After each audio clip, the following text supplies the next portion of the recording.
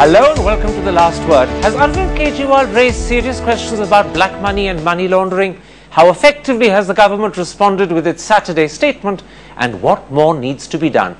That's the debate tonight. My guests are former Solicitor General and Attorney General Soli Soravji, the editor of the Business Standard, A.K. Bhattacharya, the opinion editor of the Financial Express, Sunil Jain, and the well-known Asian Age columnist Siddharth Bhatia. Gentlemen, let's start with the list of 700 names who allegedly have accounts with HSBC in Geneva before we come to the wider question whether HSBC itself is involved in money laundering.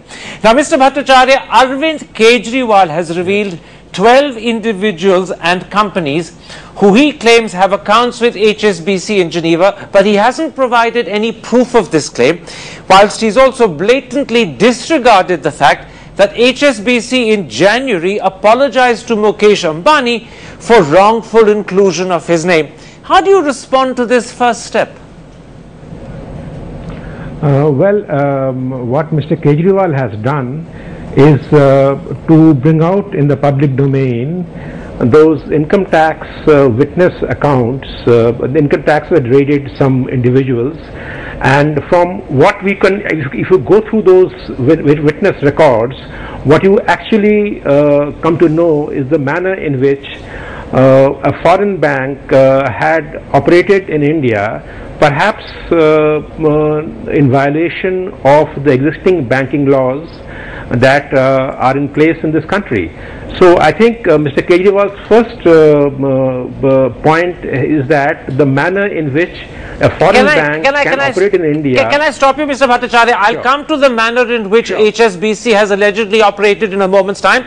My first question is this: how do we know that the names that Arvind Kejriwal claims are on that list of 700 are the 10 names he's revealed? Because he's got no proof of that.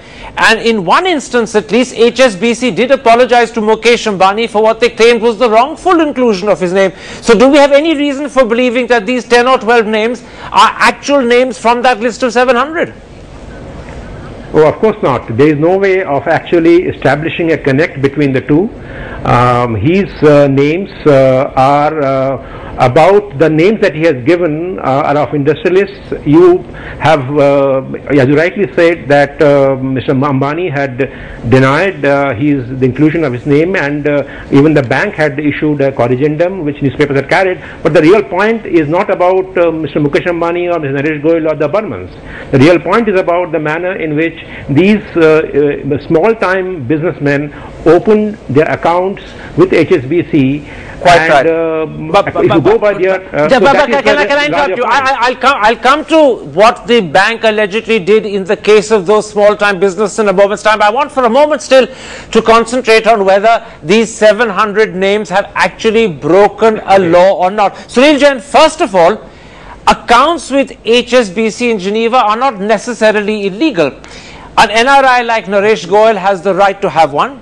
The Daburs claimed they opened their accounts when they were NRIs, and even non-NRI individuals and companies can, with RBI permission, maintain accounts with HSBC in Geneva. Has Arvind Kejriwal, in revealing 10 or 12 names, overlooked this?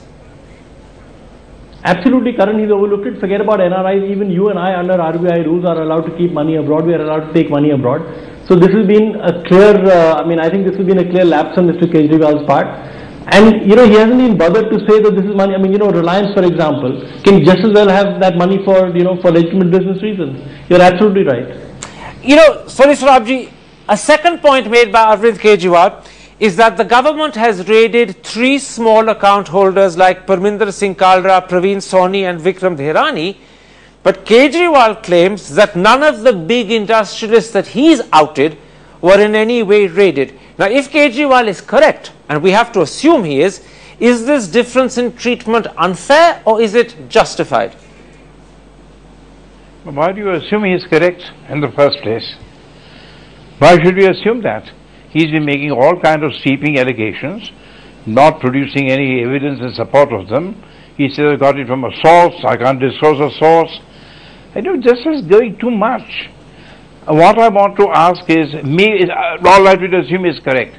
But you may rate people according to the exigency of the situation. It's not that you must rate all.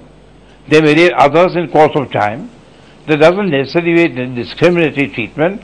Differential treatment may be, but differential treatment may become discriminatory if in future, if in course of time the others are not rated at all. And mind you, the basis of saying others should be rated is their accounts are prima facie illegal, illegitimate. As your panelists correctly said, and as you know, Karan, it's not necessarily illegal to have an account abroad. Quite right. It can be done within the existing RBI regulations. So how do you assume these things and make such serious, grave allegations? Siddharth Bhatia, for its part, in a statement that the government issued on Saturday, it says appropriate action has been taken in these cases and further action, it adds, will be taken. Now, in your eyes, is that sufficient? Or given the concern this issue has evoked, does the government now need to make public in detail what steps it's taken, even if in doing so it ends up breaching the confidentiality clause of the double taxation agreement with France? Governments have their kind of template responses. So appropriate action is one of those kind of bureaucratic phrases. We will look into the matter and that kind of thing. I really think because this matter actually has been going on for quite some time, the list was making the round some months ago. Somebody had taken a CD and leaked it even in Europe. So I think it might not be a bad idea at this stage, because Mr. Kejriwal has gone over and over again on various counts saying, so and so is corrupt, such and such is corrupt, to say, look, this is exactly what we have done. We have raided certain people's accounts are completely legal, but it all has to be done. Forget the double taxation treaty. What if my account is legitimate? And that name comes out. Will Mr. Kejriwal then apologize? Can that person sue Mr. Kejriwal for slander? Quite right. I would be really surprised and shocked personally if I had a legitimate account there and somebody waves the paper in a far off country and then says, so and so is corrupt, the government is not doing anything about it. I would be really mortified about it. So I think those kind of details, those kind of things have to be kept in mind. Okay. Mr. Bhattacharya, let's now come to the issue that you were keen to raise, which I stopped you raising at the outset, the question of whether HSBC itself as a bank is involved in alleged money laundering operations. Do you believe that the three statements made public by Arvind Kejriwal of Parminder Singh Kalra, Praveen Soni and Vikram Dhirani prove this charge, or at least provide a basis for serious investigation? Well, certainly they don't prove the charge, but they provide the basis for investigation, because these are statements made by those who were raided, and these people even have actually, on the statement, they have admitted to having opened this account, and one of them actually has said even that he was not even having an account, and later on when accosted with the documents, he said yes, he has opened an account. So it seems that the manner in which HSBC has operated in some of these cases which Mr. Kejriwal has cited, it seems that there is a definite fit case for further investigation, not only by the government but also by the banking regulator, the Reserve Bank of India. In a word, Mr. Bhattacharya, would you agree with Arvind Kejriwal's suggestion that this smacks of Hawala done by a bank? Well, if you have to go by what the statements that have been put up on his website, if those income tax, those witness accounts are to be believed, then they are close to a Hawala transaction. Okay. Remember, you have to go by if those statements are to be believed. Absolutely. Now, you do not know whether those statements are correct or whether they will be challenged by somebody. So if you go by those statements, yes, they're somewhat like Hawala, because you are taking rupees and transferring them into a foreign account without any regulatory clearances. This is what these people said. Sunil Jain, if one looks a little broader at the standing of HSBC today internationally, you discover that it faces fines of $1.5 billion in America for alleged money laundering, as well as deals that have broken the Iran embargo. And in the United Kingdom, in the last few days, over 4,000 of accounts in Jersey are being investigated, possibly because wrongful people have them or criminals have them, or again it's money laundering. Given that HSBC could have done this in the UK and America, are there good reasons to believe that it may well be doing something similar in India, and therefore it needs to be investigated? Absolutely, Karan. In fact, that's the biggest scandal. If you look at what the government has said, it's not just the issue of whether they've raided some big players. If you look at, whether it's HSBC or Credit Suisse or ABN AMRO or Lloyds Bank, ING, all of these people have been fined, millions of dollars. In the case of HSBC, as you said, the regulatory amount they've kept apart is $1.5 billion there. There is nothing in the Government of India's statement yesterday which suggests that the government is even remotely looking at the charge of money laundering. And let's not forget that when we look at, the United States getting bank accounts details from Credit Suisse or from HSBC, the government of the United States, the taxman of the United States spent years, they built up cases to show that there was money laundering going on. They built up cases to show that Swiss banks were actually helping people to evade US taxes. Quite right. And the problem is that in the way the government of India is behaving, it's not going after the banks at all. So, the overall sense that you get from the government of India's press release yesterday is of business as usual and of no urgency at all. They're hiding behind the double taxation agreement and things like that. Okay. When you look at the UK, when you look at the US, these are countries which have actually gone after the banks, they've gone after people. So we're just not seeing that. Whether Kejriwal is right or wrong, that is the crux of the issue. And the finance ministry has no proper answer on that.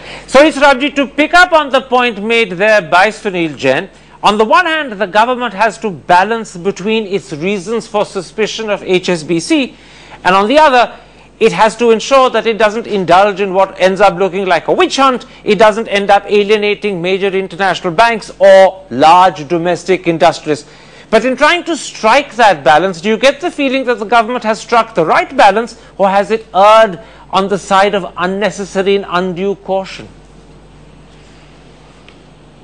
Is Swami clear? Yes, that's a question to you, sorry. Go right ahead. Sorry, didn't get it. Okay. Well, actually HSBC obviously hasn't got a sterling reputation for doing things legally in view of what happened in America and in UK. But that by itself doesn't prove that it's transgressed any law. But I agree that in view of this, it's a matter for investigation. Forget Kejriwal. When you have this statements by the others and you find there is evidence, well, at least there is presumptive evidence of wrongdoing in view of what they did in UK and USA, it certainly requires further investigation. And I don't know about undue caution. Well, caution must be there because you can't start tarnishing the name of a bank and a bank of that reputation. Okay. But as I said, the bank is itself not got a very sterling reputation for honesty. And I think that in that case, undue caution would amount to really disinclination to take action. Listening to that answer, Siddharth Bhatia, I want to point out to you that in fact the statement that the government issued on Saturday was completely silent about any steps that it could have, might have, or even considered taking in response to the evidence given by Parminder Singh Kaldra, Praveen Sawhney and Vikram Dhirani.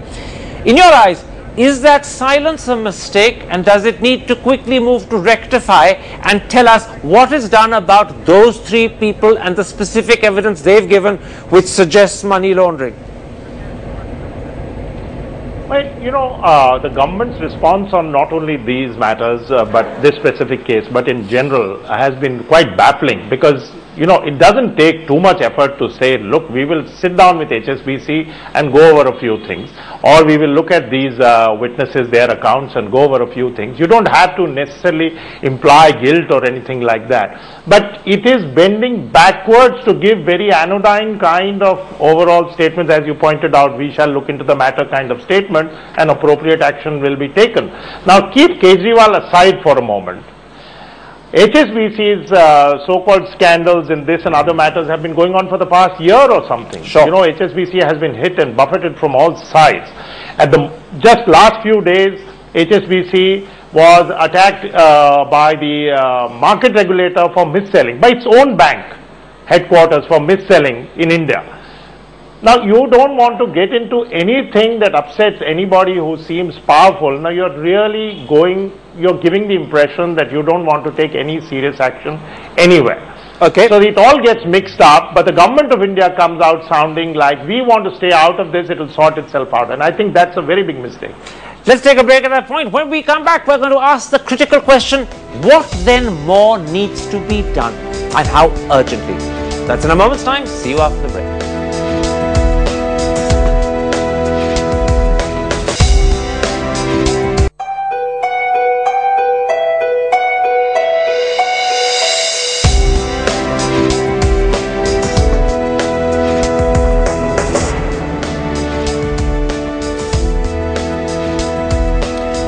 Last Word. We're discussing allegations against HSBC. Gentlemen, let's come to the question, what more needs to be done? Soli Sorabji, Arvind Kejriwal has demanded that HSBC operations in India be immediately suspended and that its top officials be arrested under the Money Laundering Act, perhaps even on charges of sedition and waging war against India. Does that make sense to you? Hey, is that amusement? Sedition? Waging war against the government? I'm not serious, Karan. I find it very amusing. And apart from that, on what basis? Here's some material. So stop the bank, arrest the people. Well, let's not get overboard. You can't do things in a system where there is a presumption of innocence that can be displaced, no doubt. But you can't arrest people and stop working of a bank on this kind of allegations. Okay. I think it's absurd. Mr. Bhattacharya, on the other hand, is there a need for people like Mukesh and Anil Ambani or the Dabur brothers or even Anu Tandon to sue Kejriwal for defamation, or is a simple denial on their part enough? Well, I think all these people you mentioned, they have already denied, and those denials were adequately given publicity in all the media. So these Mukesh Ambani and Anu Tandon and the Daburs, they've all denied any wrongdoing on their parts. But that doesn't stop the government or the Reserve Bank of India to hold an inquiry into the entire all the issues which this gentleman has raised. But because I think the larger point which Mr. Kejriwal has raised, that raises people's doubt about the system, the faith in the system that a foreign bank can operate and perhaps in violation of the rules under which they are supposed to operate. Quite right. So the government, and more importantly the Reserve Bank of India, must actually get into these operations of the HSBC and find out what is wrong, if there is anything wrong in all these operations. Sunil Jain, I want to stick for a moment with this question of whether the people who've been in a sense outed by Kejriwal should sue for defamation.